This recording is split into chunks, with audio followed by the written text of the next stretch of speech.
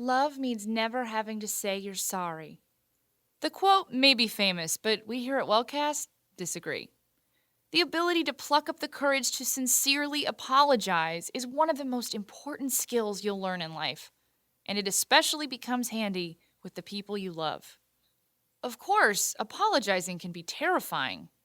It's the kind of thing you build up into a huge deal, the kind of thing you lose sleep over and perhaps continue to put it off. We all do. And this week, we took a viewer suggestion from SpiloSpud. We're going to walk you through that difficult, awkward, sweaty moment when you have to take a deep breath and say, "I'm sorry." It turns out, people who are able to bite the bullet and apologize are emotionally healthier than those who can't. A study done at Grant McEwen University in Edmonton found that people with low self-esteem feel worse after a conflict and are less likely to apologize for it. On the other hand, there's a strong correlation between strong self-esteem and the ability to apologize.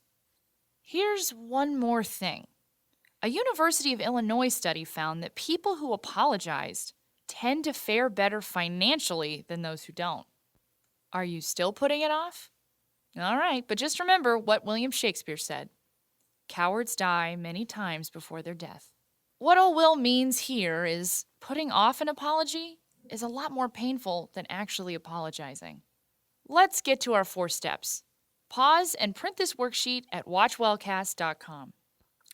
Step 1. Assess the situation. Making this apology is going to be like climbing a mountain. You want to survey the terrain and watch out for any big rocks or boulders that are going to be especially hard to get over.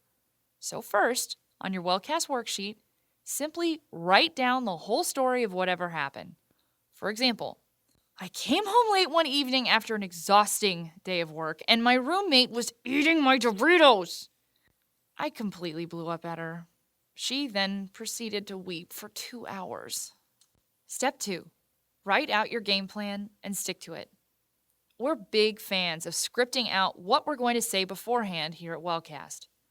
It takes a little bit of the nerves away from actually, doing the thing. So on your Wellcast worksheet, try writing out a practice apology speech. Make sure you hit the following points when you're giving your apology. Acknowledge what you did wrong and take responsibility for it.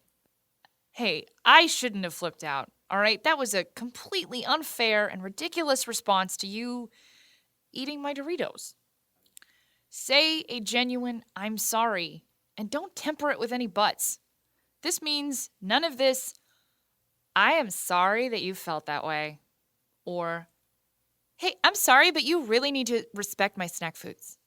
Hey, don't go overboard though. You shouldn't have to apologize for your whole existence. Just be specific to the actual incident. Don't try to rationalize your actions, but don't be afraid of explaining your emotions at the time. Be honest. Have you been really stressed out lately? Have you, for some reason, developed a very emotional attachment to Doritos?